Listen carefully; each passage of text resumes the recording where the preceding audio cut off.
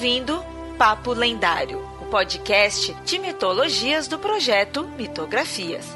Quer conhecer sobre mitos, lendas, folclore e muito mais?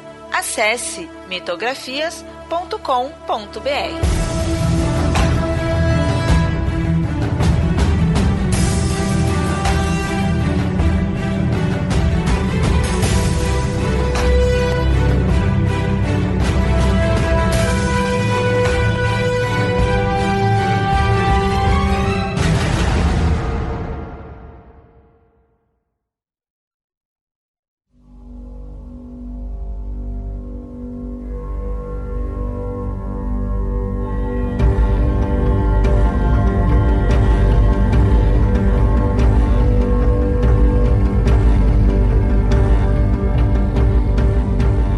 Ouvintes, vamos torcer para esse episódio durar muito, já que é isso que a gente vai falar aí hoje, sobre a imortalidade. É um assunto bem extenso, pois ele trata de todas as culturas, do ser humano em geral, né? Acho que sempre refletiu sobre isso. Com isso a gente vê repercussão nas religiões atuais, crenças antigas também. Então é algo bem amplo, é algo que está ligado ao ser humano. Está ligado com a vida e morte do ser humano. Então no episódio aí de hoje a gente vai mostrar aí tipos, né, de imortalidades, vamos mostrar exemplos aí de personagens que ou se tornaram imortais ou foram atrás disso, e dá até para falar de alguns conceitos mais científicos relacionados a isso. Então tem bastante coisa aí para falar.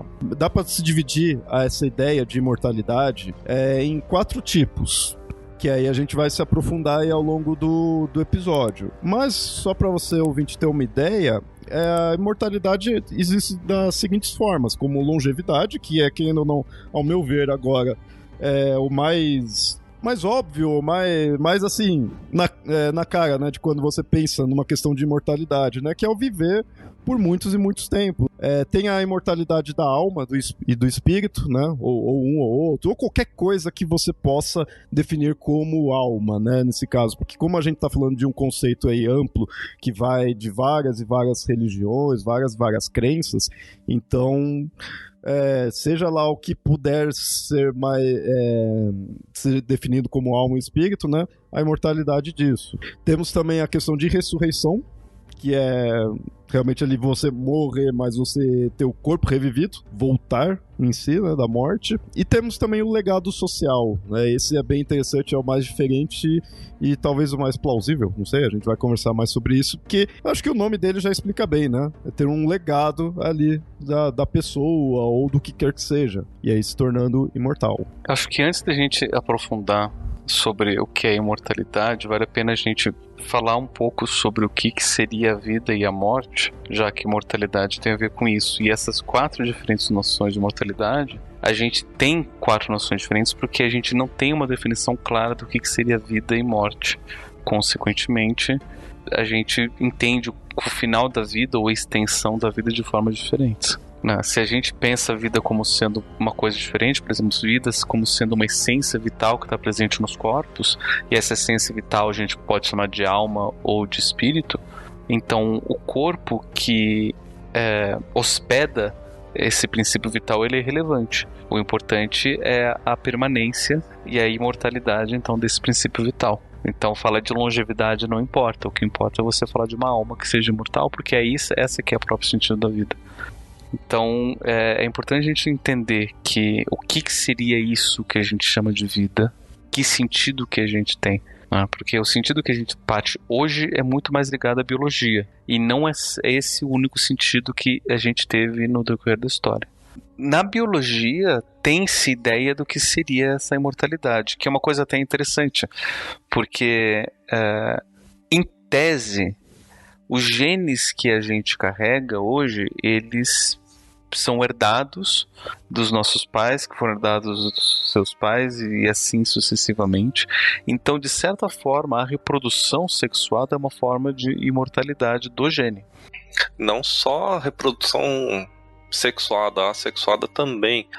Em teoria, o nosso DNA é considerado uma das moléculas complexas mais antigas que tem a capacidade de se autorreproduzir. Então, apesar das mutações e tudo mais que elas acumulam nesses bilhões de anos de evolução, ela ainda é muito parecida com a molécula original. Tanto que o DNA, muitos milhões de anos atrás, ele migrou do RNA. O RNA é uma forma mais simples, mas elas usam o mesmo conceito. Tanto que o RNA e o DNA ainda se comunicam, por mais que sejam moléculas diferentes. Nossas células ainda usam o RNA para fazer a produção de proteínas.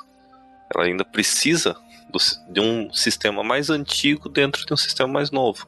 E o nosso DNA tem muito lixo, muita programação que deixou de funcionar simplesmente não tem mais função. A evolução desativou, mas a evolução não apaga isso, ela fica lá dentro. Tem muita coisa no nosso DNA que ninguém sabe para que serve. E tá lá, desativado. O que é vida, quer dizer, você pode definir, como você falou, biologicamente, mas você pode definir em termos de experiências, né? Então, se você vive várias experiências, não vou dizer experiências totalmente diferentes, mas se você está experienciando coisas, você está vivendo, né? Mesmo que seja a mesma coisa repetidamente, você está vivendo. É uma definição, não é a única. A gente pode pensar nesse sentido, principalmente olhando para a necessidade da gente falar o que é a vida, comparando com a morte. A gente só vai pensar que vida é alguma coisa porque a gente vai ter a experiência de coisas que não estão mais vivas. E é estranho a gente se definir desse jeito a partir da negação, mas é assim que a gente experiencia, né? De repente a gente tem uma experiência com alguém, né? Vamos pensar no bichinho de estimação que tá lá brincando com você no momento, daí no outro momento ele para, não responde, e aí ele não tá mais lá, mas o corpo permanece lá, e aí o corpo começa a apodrecer. Então a gente tem essa experiência de que alguma coisa em algum momento ali mudou. Logo a gente vai chamar esse estado anterior dessa mudança de vida e o estado posterior de morte. E aí o que seria isso que permitia que esse ser estivesse vivo? E aí a gente compara que tem coisas, por exemplo, que não passam por isso. Uma pedra, por exemplo, né, não é viva. E não passa por esse momento, diferente de uma planta, por exemplo, que ela tem, por mais que ela não se movimente como um animal, mas ela também passa por transformações e tem um momento que ela deixa de estar viva e passa a estar não viva. E aí a gente consegue ter diferentes experiências disso que leva a gente a pensar o que seria essa vida ou não. O ser humano começou a pensar na morte há aproximadamente 100 e poucos mil anos. É muito recente, se você colocar em toda a escala evolutiva. Só os Homo sapiens e acho que os Neandertais, eles tinham o costume de enterrar os mortos. Os hominídeos e o gênero Homo anteriores aos Homo sapiens, eles simplesmente largavam. Para eles, na verdade, um corpo morto era um estorvo. Então, eles largavam, geralmente deixavam algumas coisas deles lá, mas a maioria dos fósseis desses hominídeos mais antigos, eles foram encontrados de qualquer jeito. Eles morriam do jeito que... Eles eram largados do jeito que morriam. Não eram enterrados, não eram feitos nada. Simplesmente iam embora. Então, o conceito, pensar na morte, pensar em evitar a morte, acho que é meio que junto com o pensamento da morte em si. O que ela representa para os homens. O que vai acontecer depois. O que a gente pode inferir nesse sentido é que a partir do momento que a gente encontra corpos sepultados, é que eles já tinham alguma noção relacionada à morte ou a uma ideia de vida após a morte. Principalmente porque quando a gente começa a encontrar esses corpos sepultados, eles geralmente são encontrados em posição fetal, com as pernas dobradas, né, como se ele estivesse abraçando as próprias pernas, que é análogo à posição que o feto fica na barriga da mãe antes de nascer. E aí eles são enterrados. E como a gente tem toda a tradição mitológica da mãe terra, né, e a gente parte dessa ideia de que talvez eles entendessem que a morte seria um retorno para uma outra vida diferente após essa morte. Mas isso não quer dizer que antes eles não pensassem sobre o morrer e sobre a morte. A gente não sabe o que eles poderiam ter pensado a respeito, porque obviamente eles não deixaram evidências, né? para falar sobre isso.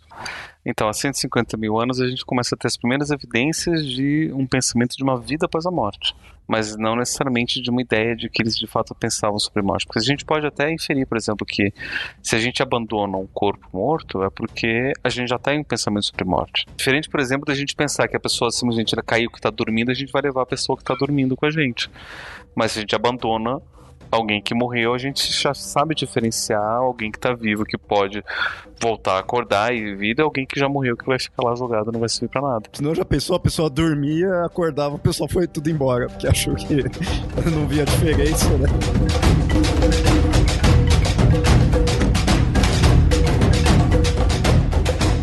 A gente sabe o que é vida, ou melhor, a gente começa a definir a vida em oposição à morte, né? E, assim, como várias coisas na nossa vida, a gente faz em oposição ao outro lado, ou em oposição, não vou dizer em oposição, mas em face à existência de outra coisa. No caso, o outro é deixar de respirar e deixar o coração deixar de bater. Tanto que se não tinha mais respiração e não ouvia mais o batimento, a gente podia considerar que a pessoa estava morta, e era por isso que as pessoas inclusive eram enterradas vivas, porque tem várias condições que vai diminuir o batimento do coração de uma forma suficiente para que a gente não consiga ouvir, mas ainda está batendo, mas bem fraquinho, e a respiração a mesma coisa, né? Tá bem lento, bem baixo, a ponto de a gente não conseguir ouvir. E dizem inclusive que tem alguns monges tibetanos que eles conseguiam chegar nesse estado de meditação e de controle tão grande que eles batiam o coração 2 vezes por dia, uma coisa assim, que respirava bem pouquinho, dizem, né?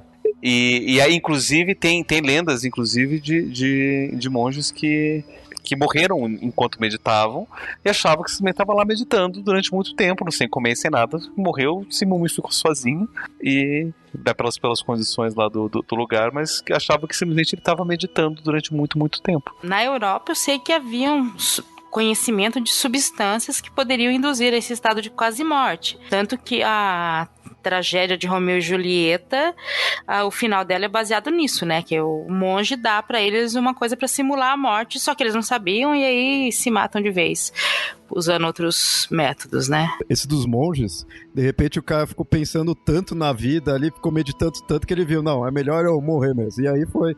Podia ser isso também. Só que daí, para as outras pessoas que estavam vendo, eles não sabiam diferenciar se de fato ele estava só meditando, tendo um grande controle sobre o próprio corpo, por isso que não precisava respirar e nem o coração bater, ou se estava morto, né? Então, mas isso é no Tibete, que daí eles têm uma outra concepção de vida, uma outra concepção de morte, né? Que é um pouco diferente. Daí por isso que é interessante a gente notar essas diferenças do que é vida e o que é morte, porque notar a ideia de imortalidade vai implicar na possibilidade de alguém vivo não morrer dentro dessas noções, né? Então, se a vida está ligada ao corpo, então a imortalidade está ligada também à permanência do corpo. Se a vida está ligada a uma essência vital que habita o corpo, uma outra coisa diferente, né? Que essa, inclusive, era a noção europeia durante muito tempo. De certa forma, eu acho que isso daí você acaba até também definindo não só o que é vida e morte em si, mas também o que é o indivíduo ali, o que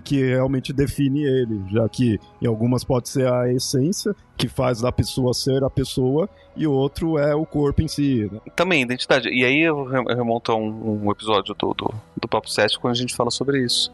Mesmo que a gente vá falar sobre a questão do corpo, a materialidade, né, que vai dar certa identidade, vai chegar um momento que o meu corpo ele não é mais o corpo que era antes, porque ele vai estar sempre se mudando, né, mudando a forma, mudando os próprios átomos que compõem o corpo, eles vão se mudando, né, então o que fica lá? Será que sou eu mesmo? Eu mudo? A minha identidade muda também? Será que eu continuo sendo o mesmo? Eu posso dizer, né, que inclusive a mesma pessoa que nasceu há 30 anos atrás é a mesma pessoa de hoje, por mais que tenha o mesmo registro civil, o mesmo nome, mesma história, mas é a mesma pessoa, né? O que permanece dessa identidade? E aí é uma coisa interessante, porque nesse sentido de identidade, o que acaba sendo muito marcante é a memória da pessoa, e não mais o corpo, não mais a essência, mas a memória dela.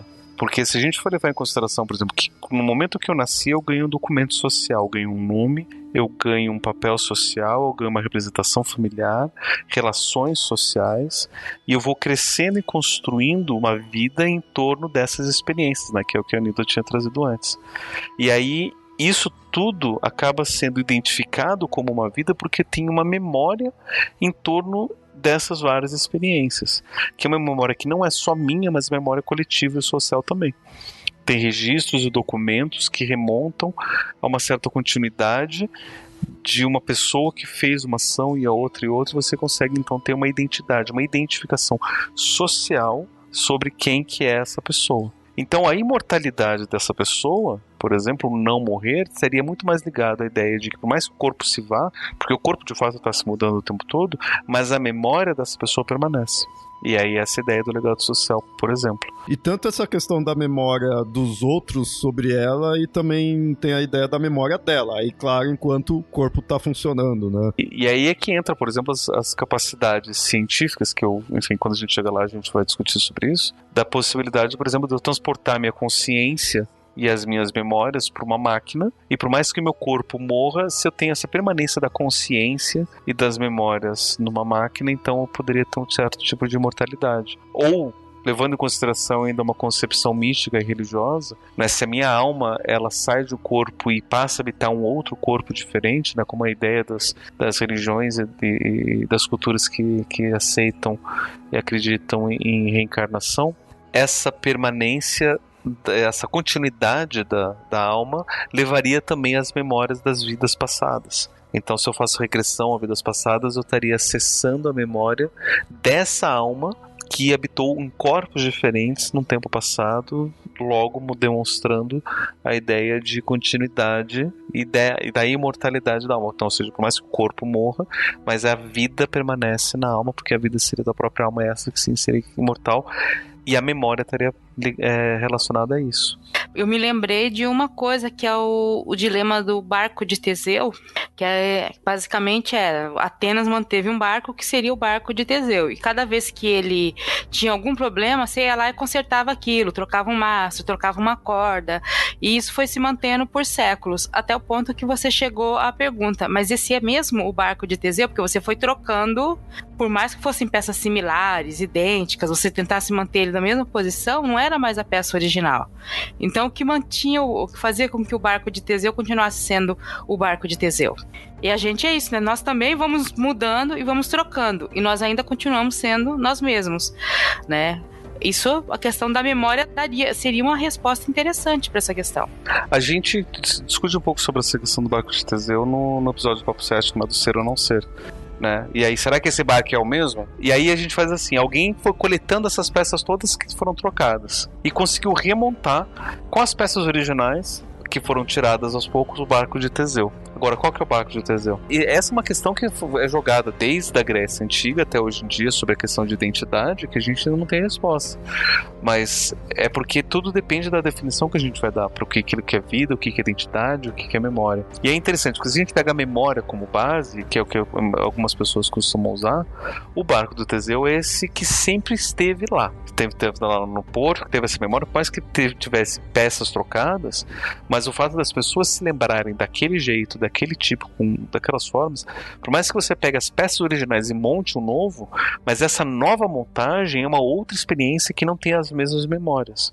Por isso que às vezes a gente pode inclusive dizer que, sei lá, objetos têm vida, né? Parte da ideia mítica do animismo, né, que é anterior inclusive aos teísmos, que dá vida aos objetos, tem a ver com isso, porque eu tenho experiências com objetos, mas eu tenho memórias com esses objetos. Então, se eu tenho uma pedra que eu acho numa viagem, essa pedra me acompanha, e eu digo que essa pedra me dá sorte, essa pedra não sei o que, eu passo a ter histórias e memórias, dou um nome para essa pedra, eu posso dizer que ela tem uma alma também, consequentemente ela tem uma vida, ela pode perdurar, né? Eu posso doar essa pedra para o meu filho, e essa pedra vai, né, continuar por gerações e gerações, como se ela tivesse uma vida própria, como se ela tivesse uma alma, porque ela carrega uma memória. E é interessante a gente falar sobre isso porque um desses pontos, talvez o menos provável da gente pensar de imortalidade, né, que é o do legado social.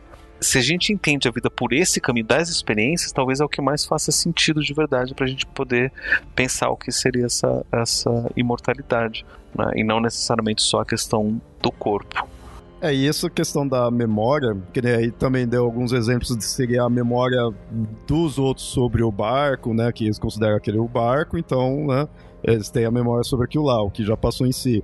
Mas, como eu falei também, tem a ideia da memória da pessoa em si, sobre ela mesma em si e sobre o mundo, no sentido que nem se a pessoa tem Alzheimer ou tem algo assim, que ela vai perder na memória, o corpo vai continuar ali o mesmo, né, teoricamente.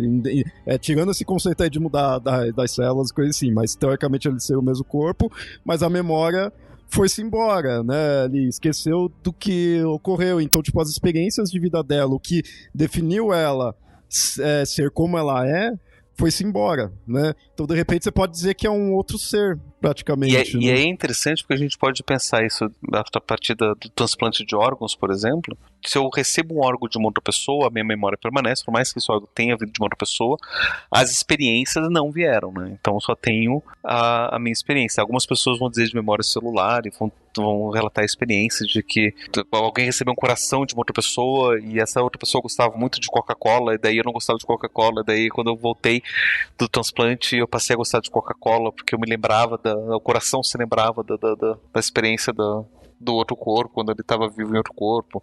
Enfim, tem gente que vai trazer esses relatos assim, tá cheio na cultura popular de questões assim. Mas a gente pode pensar num outro caso, né, que é, por exemplo, do Monstro de Frankenstein, que, segundo o livro de Mary Shelley, o cientista Victor Frankenstein vai construir um corpo a partir de peças de cadáveres. E ele vai dar a vida, vai voltar vai ressuscitar o corpo, né, que já teve vivo em um momento, vai voltar a estar vivo num outro momento, a partir de um procedimento que não é explicado. Por mais que o corpo já tivesse estado vivo num outro momento, ali, por ser uma outra identidade, por ser uma outra configuração, inclusive o monstro, ele vai dizer que ele não se lembra, ele não sabe quem ele é, porque, né, não teve experiências, seria então uma outra pessoa? Seria a mesma pessoa que voltou da vida, se não tem essa memória? E como é que a gente vai entender tudo isso? Uma pessoa que perde a memória e cria toda uma nova identidade a partir desse momento, ela pode dizer que é a mesma pessoa de antes? Como é que a gente vai entender tudo isso? Por isso que discutir imortalidade é discutir vida e o que a gente entende por vida. Porque a gente vai ter todas as definições possíveis e compreensões possíveis que vão girar em torno dessas 4 noções de imortalidade que a gente citou no começo. Por isso essa questão do Alzheimer é uma coisa que eu fico meio tenso, assim, sabe? É uma coisa que me incomoda, essa ideia de você pensar de que não... Tipo, tudo aquilo que você viveu não...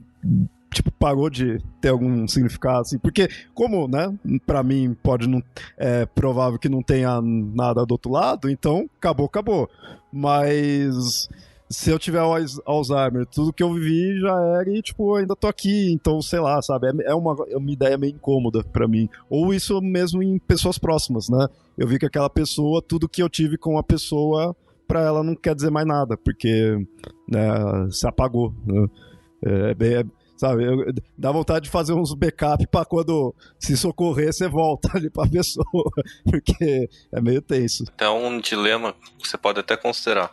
Imagine que você clone você mais novo e faça uma cópia das tuas memórias atuais para esse corpo mais novo. Quem que é você?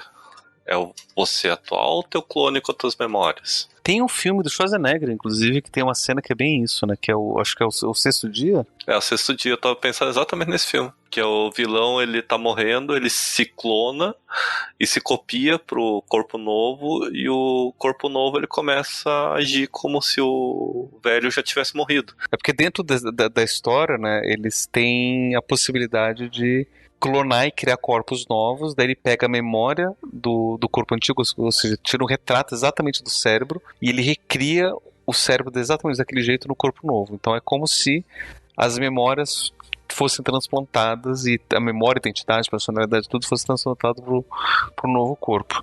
E ele só faz isso quando a pessoa morreu, né? Morreu ali, aquele corpo, clonam e a pessoa continua daquele momento da morte. Inclusive eles vão dizer que eles se lembram da dor da morte, não sei o quê, porque o cérebro ele foi capturado dali.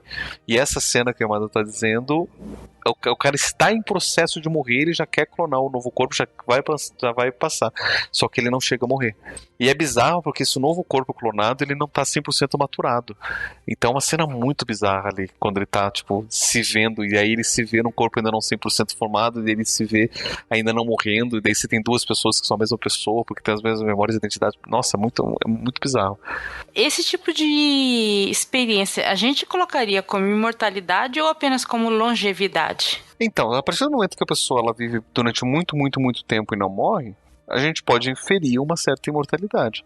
Agora, se é possível que ela possa morrer ou não, o fato de eu não ter morrido não quer dizer que eu vá morrer. Mas a ideia de que eu estou vivendo durante muito, muito, muito tempo quer dizer que eu posso não morrer. Tem um filme que é baseado num livro, que é o Espera de Milagre, que aí já contando para quem não viu o filme nem leu o livro, que o cara que está contando a história, ele passou por uma experiência, né? Quem não leu, não vou contar, mas enfim, ele passou por uma experiência e ele tá vivendo durante muito, muito, muito, muito tempo e não morre. E ele não tem perspectiva de morrer, porque quando ele era jovem, quando ele passou por essa experiência, um camundongo passou pela mesma experiência. E quando ele já tá lá já com seus 100 e tantos anos de idade, o camundongo, aquele mesmo camundongo ainda tá vivo. E um camundongo vive, tipo, pouquíssimo tempo, vive, sei lá, 2, 3 anos. Então ele já viveu dezenas de vezes mais sua longevidade, então ele imagina que ele também vai ser um desses que vai viver durante muito, muito, muito tempo sem a possibilidade de morrer. Mas a gente não sabe, pode ser que ele morra, pode ser que não. Tem a série de filmes e de seriados e histórias do Highlander, por exemplo, é isso. Até alguém matar ele não morre. Mas isso não quer dizer que ele não é morrível. Ele simplesmente não vai morrer de mortes naturais. Ele também não vai envelhecer e vai estar lá. Mas se você chegar e cortar a cabeça dele fora, ele morreu, acabou. O do Highlander é interessante que dá pra encaixar nessa questão de longevidade aí, né? De que não vai envelhecer nem nada assim tudo. Mas, pelo menos no filme, no primeiro, eu lembro assim que consideraria também a questão da ressurreição. Porque o corpo ali, ele para e aí depois volta. Ele entra nessa questão de reencarnação mesmo, porque pra você ser mortal, você tem que passar pela sua primeira morte. E aí quando você volta à vida, não é reencarnação, é ressurreição. Quando você volta à vida como imortal. E você não tá imune a morrer de novo. Tipo, se alguém dá um tiro em você, você morre. Só que o seu corpo volta à vida de novo. Você regenera e volta à vida de novo. Só que você não envelhece e você não pode procriar. São essas as duas regras, né? Do corpo, pelo menos. Você nunca envelhece e você não pode procriar. Mas assim, você vai vivendo até que você morre de novo. E você pode morrer quantas vezes você quiser. E você sempre tá voltando à vida. Tá sempre ressuscitando. Tem a ver com um pouco da tragédia da narrativa, porque ele tá condenado à imortalidade, fazendo parte de um jogo, e ele tá condenado a ver as pessoas que ele ama morrer, e ele não pode, então, gerar filhos para acompanhar ele, ou fazer nada assim. Então ele quase está condenado a uma solidão. E aí tem toda essa discussão da solidão e da imortalidade. Tem até, aproveitando nosso costume de citar Doctor Who, né? Apesar que foi em Torchwood, né? Acho que era a última temporada, a quarta temporada, que não foi tão legal, mas eu gostei da ideia de que dão um jeito de transformar a humanidade em imortal. Você sofre as doenças, você sofre os males, você pode ter o corpo completamente destruído, mas você não morre. Você tá com a tua cabeça arrancada e tá vivo.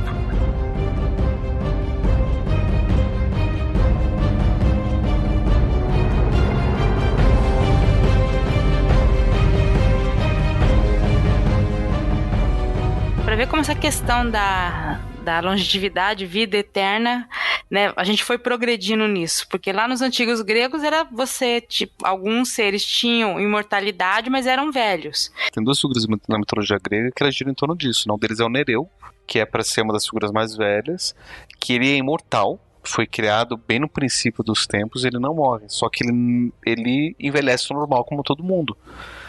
Então, imagina, ele deve ter lá, vamos chutar, sei lá, 5.000 anos de idade, você está olhando para um homem de 5.000 anos de idade, que envelheceu 5.000 anos. E uma outra que são as Greias, que são as 3 irmãs, que dizem que envelhecem muito mais rápido, inclusive. Então elas são tão antigas quanto o Nereu, só que além delas envelhecerem, normalmente elas vão envelhecer muito mais rápido do que as outras pessoas. Tipo, cada dia é como se elas envelhecessem 10 anos. Né? Então, cada hora que você olha, está cada vez mais velho. E eu não faço ideia de como que seriam esses corpos envelhecidos além daquilo que a gente é capaz de imaginar envelhecer. Mas os gregos, eles tinham essa noção também de você ter uma imortalidade separada da juventude, que é diferente, eu imagino, da imortalidade dos deuses, porque eu acho que os deuses, eles envelheciam, obviamente, né, porque você tem essa ideia do deus criança, que depois ele cresce e vira adulto e tal, mas eu não tenho relatos, eu não conheço relatos de um zeus que ficou velho. Simplesmente eu acho que ele chega a um estágio que agora eu não vou envelhecer mais. Aqui eu gostei desse corpo, dessa cidade, vou ficar por aqui. Tem mais um personagem grego, que é mais desconhecidão mesmo, né? As Greias e o Nereu são os mais desconhecidos, mas tem o Títono, ele também passa por isso daí. Porque o que foi que aconteceu? A Aurora se apaixonou por ele, e aí foi pedir lá pros Zeus pra deixar ele imortal, só que só pediu isso. Esqueceu de pedir pra que continuasse jovem, né? Então ele foi envelhecendo, e aí ela já, né, ficou bem assim com ele, e aí prendeu ele num quarto escuro, e aí ele virou uma cigarra, ou seja, tipo é tipo Kafka, né? Assim, foi tipo metamorfose, virou um inseto. Ele é mais um desse exemplo. A cigarra é um bicho que a gente acha que é imortal, porque quando a gente olha a cigarra, ela tá lá cantando linda, maravilhosa. Daí, de repente, a gente deixa de ver a cigarra porque ela se enterra. E aí, de repente, depois de alguns anos, ela volta de novo. Geralmente ciclos de 13 ou de 17 anos. Alguns ciclos de mais de 19, 20 e tantos anos. Mas geralmente de 13 ou 17 anos. Daí volta cantando e aí, de repente, ela se enterra e vai fazendo esses ciclos. Né? E aí a gente imagina que ela é imortal. Que nem o outro besouro, que é o escaravelho, que é muito ligado à cultura egípcia, que os egípcios também têm essa ideia de ressurreição, reencarnação, imortalidade. Talvez seja uma das maiores culturas que mais lidam com essa noção de imortalidade, os egípcios. Muitos faraós foram encontrados, né, nas tumbas relacionados à figura do escaravelho. Porque se você vê um escaravelho, basicamente ele é um besourinho que fica empurrando uma bolinha de cocô. Por isso que no interior do Brasil ele é chamado de besouro rola-bosta. E ele se enterra com essa bolinha de cocô. E de repente ele sai de novo e vai rolando outras bolinhas, e daí ele se enterra de novo, e daí ele sai e vai fazendo isso por várias vezes. Só que basicamente o que acontece é que dentro dessa bolinha tem um ovo de um novo escaravelho. E ele tá rolando esse cocô porque vai servir de nutrição e de calor para esse novo. E ele se enterra para morrer, e aí a partir dali sai um novo. Então, o que a gente observa é a morte e ressurreição do escaravelho, mas na verdade é só a morte e o nascimento de um novo. Mas é muito relacionado a essa experiência da ressurreição com o escaravelho, pela forma como a gente observa, né? Todo o ciclo de vida do escaravelho, que é parecido com o ciclo de vida da cigarra também. Os humanos têm esse desejo de pelo menos viver mais, né? A gente tenta, sei lá, por várias maneiras, inclusive a humanidade já atualmente vive mais do que vivia há 200 ou 300 anos atrás. A média de vida é bem maior, e não só a média de vida, até a qualidade de vida melhorou bastante, né? Mas aí a gente passa a ter outros problemas, né? Doenças que antes eram mais incomuns, porque as pessoas não viviam tanto, passam a ser mais comuns. Então eu não sei até que ponto a longevidade digamos assim, é tão benéfica assim ou não. É interessante ver que, assim, por mais que muitas culturas e religiões aí vai ter aquela ideia também da alma imortal, mas você pega nos mitos, né, de vários, assim, você vê como que tem essa ânsia pra realmente não morrer, mesmo que tenha a ideia de que teria algo depois, você vê como que tem muitos personagens que correm atrás, não, eu não quero nem morrer, foda-se que vai ter algo depois, eu não quero nem sair do que eu tô agora. E a gente pega a epopeia do Gilgamesh, um dos textos mais antigos que tem, né, uma das narrativas mais antigas, é baseado nisso daí, que a gente já tem um episódio aí sobre ele, mas só para atualizar o ouvinte, Gilgamesh, um personagem da Mesopotâmia, e aí ele fica com essa ideia, né, pô, vou morrer, né, e aí, eu não quero morrer. Não quero perder isso aí, principalmente que é o rei, né, tudo mais. E aí ele vai atrás porque ele ficou sabendo que teve um cara chamado Utanapsin que realmente foi imortal. E aí ele vai atrás para tentar descobrir como consegue também ser imortal, né? Esse cara que é imortal, ele conseguiu isso porque ele é o Noé da Mesopotâmia, né? Porque ele e a família dele passaram pelo dilúvio. Por passar pelo dilúvio e ter essa responsabilidade de seguir com a humanidade, os deuses deram de presente para ele a imortalidade. Enquanto Deus deu pro Noé o arco-íris, né, que é o que veio depois do dilúvio, já na Mesopotâmia deu a imortalidade pro casal, né? A gente lembra do Tanapsin, mas foi o casal que recebeu, o casal e acho que os filhos dele. E aí o Gilgamesh vai atrás desse cara para tentar entender o que né, como fazer, porque ele também quer, né? Essa que é a parte ali da epopeia, né? O Gilgamesh não consegue esse tipo, eu tô lembrando agora de cabeça aqui, né? Não li de novo a fundo, mas se não me engano tem uma planta que se ele for atrás e ingerir, ele conseguiria.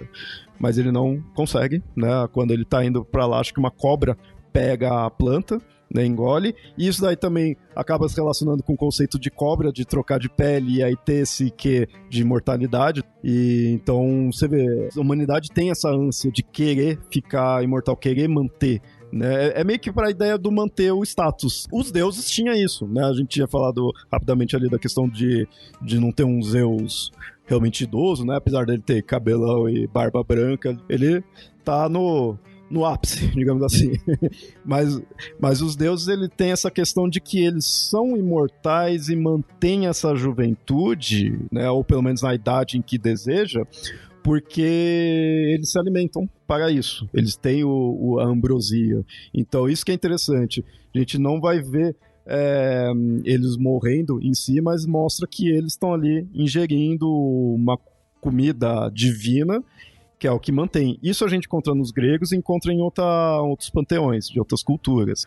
Porém, eu fico também pensando nessa ideia dos deuses gregos de que eles, fora essa ideia deles se alimentarem para manter ali, eles seriam uma questão de imortal por eles estarem além da morte, no sentido do que você pega nas narrativas gregas, um ser humano ali, um mortal, ele até em alguns casos ele acaba indo pro submundo, né? Pro mundo do além. Mas é aquela coisa extremamente perigosa. Ele vai ter que tomar cuidado para não comer nada dali, praticamente tipo, não encostar em nada, não fazer nada ali, porque ele tá meio de intruso, né? Ali. Ele vai ter que ir lá e vai sair. Os deuses já não. Os deuses, eles transitam pelos mundos numa boa. A gente tem deuses que regem aquilo lá. Então, nesse sentido, se for pensar o submundo como o mundo dos mortos, os deuses estão além desse conceito. Para eles, tanto faz. Mesmo que eles dependam desse alimento. Esse do alimento, né, da ambrosia, é interessante, por exemplo, a gente tem uma narrativa que o Ares, ele foi preso, agora eu não lembro quem que prendeu ele. Prenderam ele num jarro.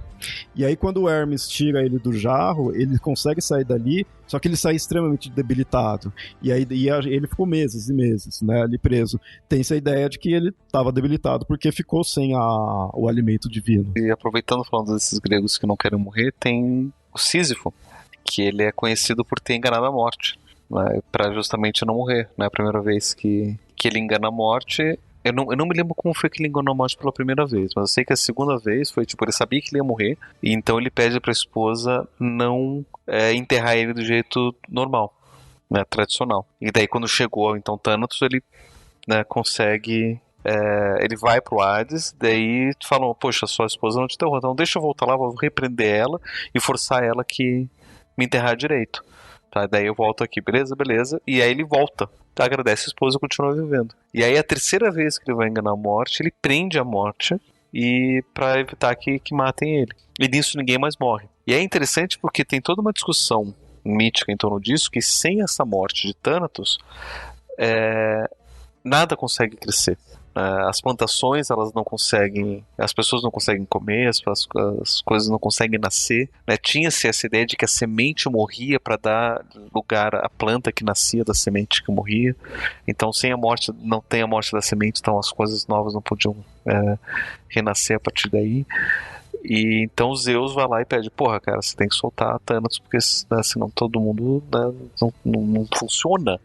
Não funciona mais, né? Tipo, não vai dizer que as pessoas vão morrer, porque, tipo, assim, as pessoas vão sofrer pra caramba e não vai mais funcionar. E aí, eventualmente, ele solta a Thanatos e morre, e daí ele é condenado a ficar empurrando a pedra lá no Tártaro. O castigo quase imortal, né? Porque ele nunca consegue terminar a tarefa, né? Do Sísifo. Mas, assim, voltando a essa coisa que você falou da história do Thanatos, né? E da morte. E por causa do Thanatos estar preso, você também não tem nova vida, né? Que eu vou voltar àquela coisa que a gente tava falando um pouco lá do Highlander não poder se reproduzir. Porque isso é uma questão que sempre aparece quando você tem seres imortais. Ou eles têm poucos filhos, ou eles têm dificuldade para se reproduzir, ou estava assistindo uma série para poder gravar aqui, uma das discussões que está acontecendo na série, de fundo vai ocorrer um plebiscito, né? No fundo dessa história tem um fundo político que vai ocorrer um plebiscito para decidir o controle de natalidade. Não é assim, controle de natalidade só pode ter um filho, a partir do momento, se o sim, vamos ter controle de natalidade, vencesse, ninguém mais ia poder ter filho. Ia ser ilegal ter filho. Por quê? Porque a humanidade, a partir do momento que nessa série as pessoas não morrem, elas são regeneradas, sabe? Elas entram em um aparelho científico, elas são regeneradas. Normalmente, a idade que elas começam a se regenerar é a aparência que elas ficam. Então, a partir desse momento, começa a ter a discussão do porquê procriar. Porque se ninguém vai morrer a princípio, você não tem que procriar. Ou seja, a eternidade realmente pode ser um empecilho para coisas novas. É um dos malefícios da imortalidade, talvez. Tem uma outra história que eu não me lembro qual que é e nem onde, mas que uma pessoa encontra pessoas que são imortais. E aí as pessoas estão simplesmente deitadas olhando pro céu, sem fazer absolutamente nada. E aí pergunta, poxa... Não tem mais nada o que fazer. Tipo, o que você tá aí fazendo? Você é imortal, você não pode fazer? Pois é, tudo aquilo que eu queria fazer eu já fiz. E o que eu ainda quero fazer que eu não fiz, eu posso fazer quando eu bem quiser. Não preciso fazer agora.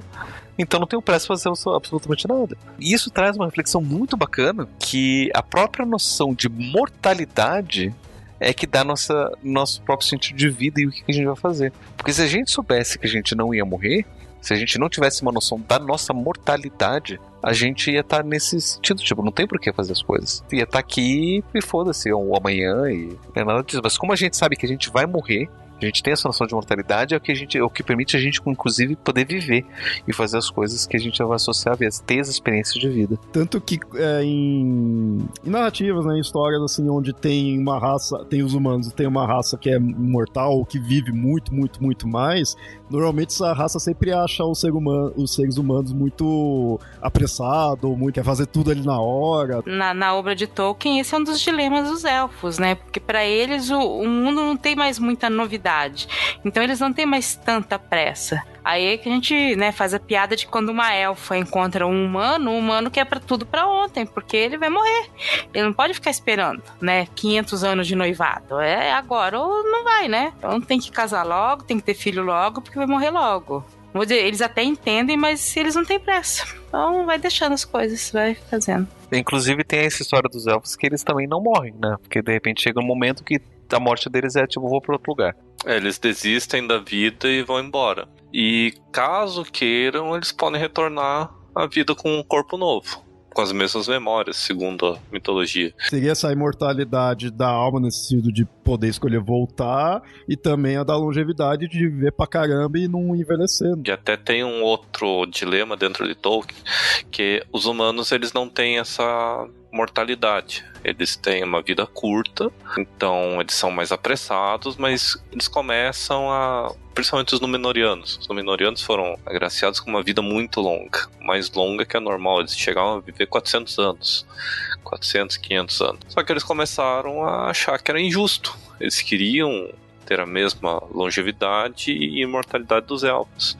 Quando eles tiveram isso, tiveram esse vislumbre e acabaram decaindo.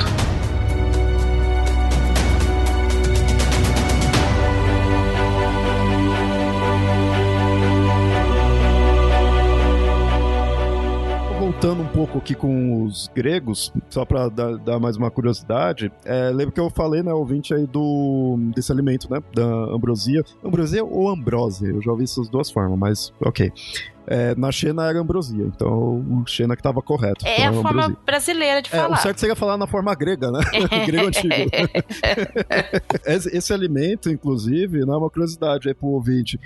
Quem servia para os deuses era a Hebe. O Yamada sempre ri quando eu falo esse nome. Que é a deusa da juventude. Então você vê que tá relacionado a ela em si. E ela foi a deusa que casou com Hércules quando o Hércules morreu, mas né, foi levado aos céus e aí ganhou a imortalidade divina. Uma coisa liga a outra. Interessante que isso daí a gente falou dos gregos, mas muitos outros panteões também tem esse conceito semelhante, de que os deuses não são realmente imortais, eles conseguem manter isso por causa de um alimento, e de ter até uma divindade própria para isso.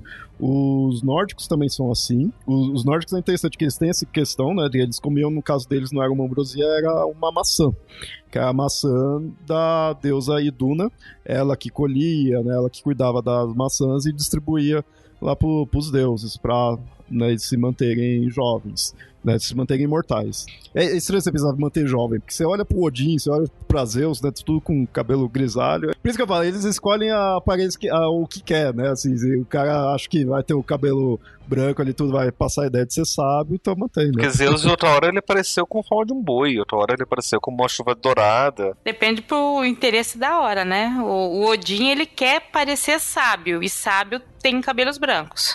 Eu acho que a gente tem que acabar com essa ideia de que todo velho é sábio, porque o Olavo de Carvalho tem pra provar o contrário. Mas justo agora que eu tô deixando meus cabelos brancos aparecerem, vocês vão querer acabar com esse conceito? Não. Agora que chegou a minha vez, vocês vão acabar? Não.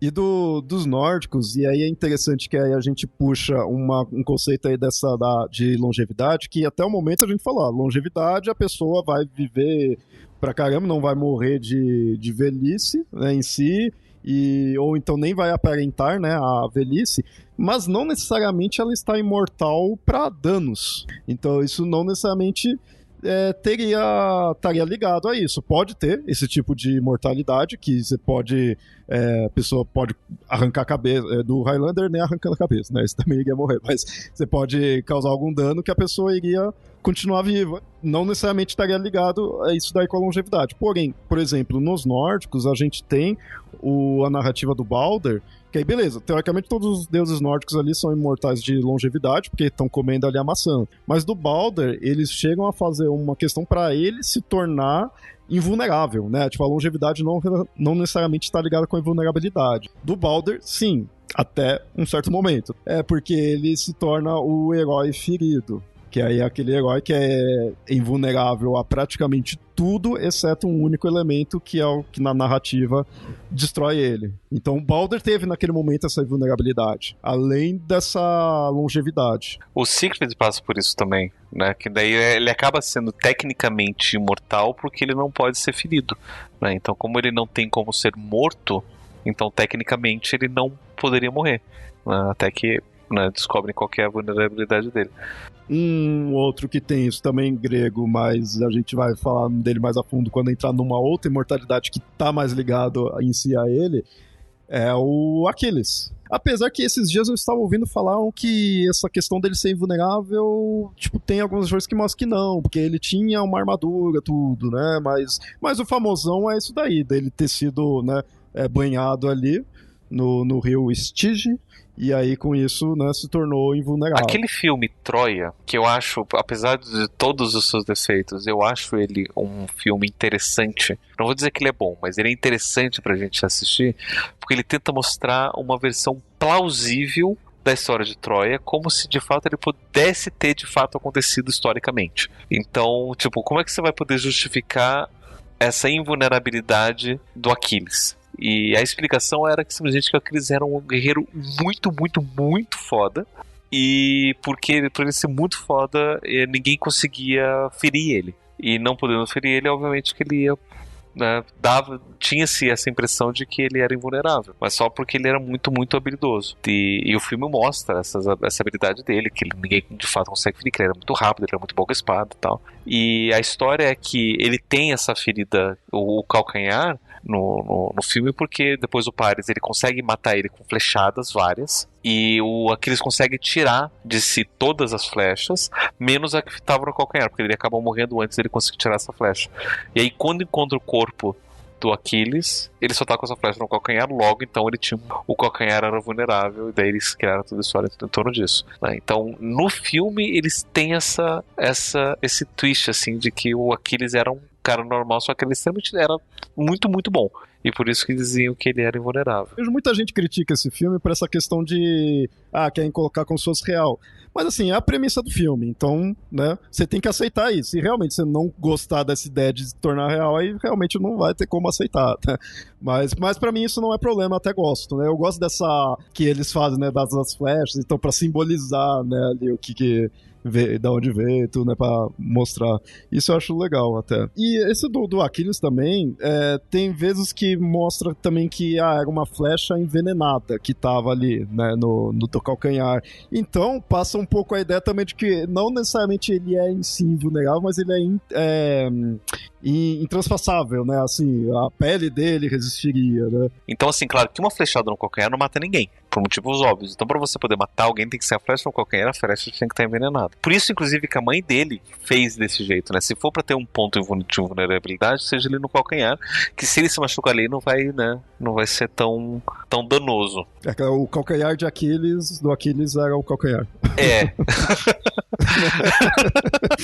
Como falei, né? Isso, a gente tá falando aí do Aquiles porque eu comparei aí com Siegfried e com Baldur, que tem essa questão da invulnerabilidade. Mas a gente tava antes falando aí dos deuses em si. Dos gregos e dos nórdicos tem isso daí, de comer algo pra, né, manter a imortalidade. E também, se um humano come, ele pode se curar e também pode se tornar imortal, né? Pelo menos a ambrosia é assim. Das maçãs nórdicas eu não lembro se tem algum relato referente a isso. Eu tô me lembrando de uma narrativa oriental. Agora eu não me lembro se era lá indiana ou lá chinesa. Um mortal que passou um tempo entre os deuses e parece que ele não podia voltar, porque se ele voltasse ele ia envelhecer tudo aquilo que o tempo passou, porque o tempo passava diferente. O japonês é a saga do Kentaro Urashima e da Otohime, que é da tartaruga. Ele salva uma tartaruga e é levado pro reino dela,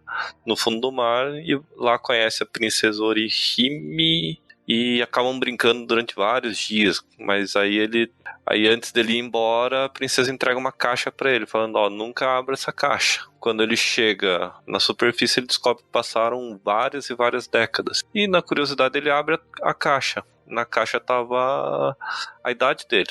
Aí quando ele abre, ele volta a envelhecer. Ele envelhece todo o tempo que ele passou lá embaixo. Essa história me lembra essa ideia também dos deuses, né?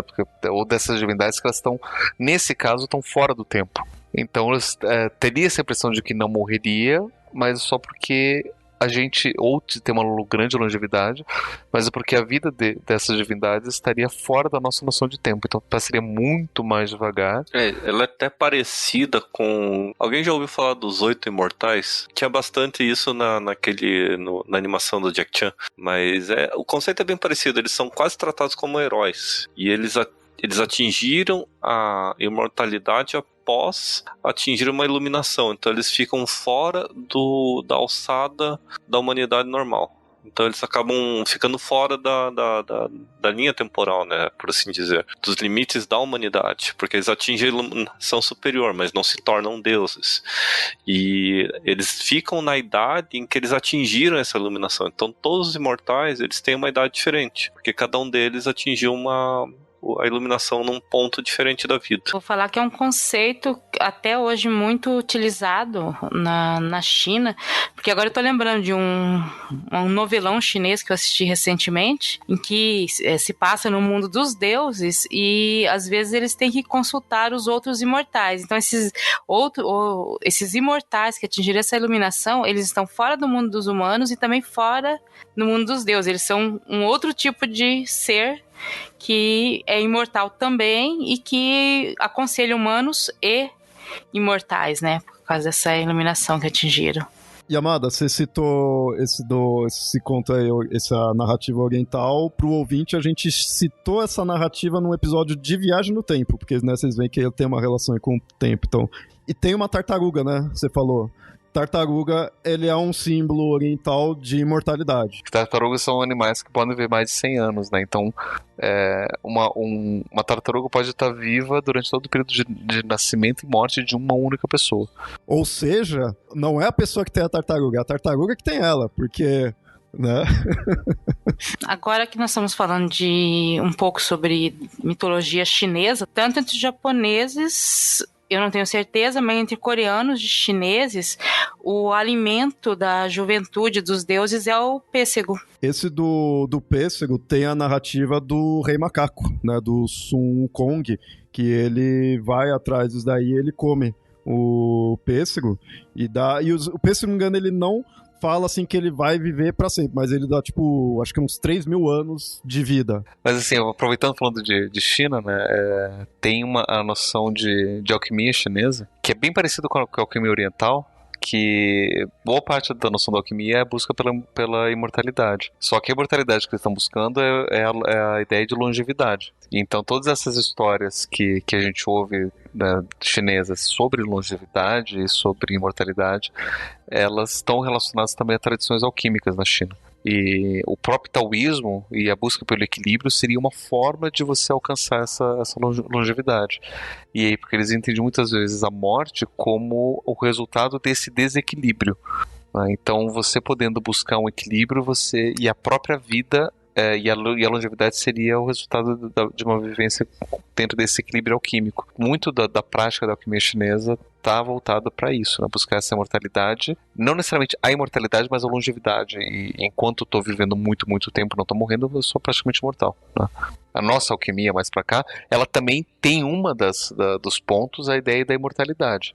Né? E aí você tem um produto que eles tentam encontrar, que eles chamam de elixir da longa vida, que seria uma poção que daria essa imortalidade. Na verdade, tem várias formas. Tem o elixir da longa vida, tem a panaceia universal, que seria uma forma também de você tentar encontrar a mortalidade, tentando encontrar um remédio que curasse todas as enfermidades, então, consequentemente, você não morreria através de uma doença.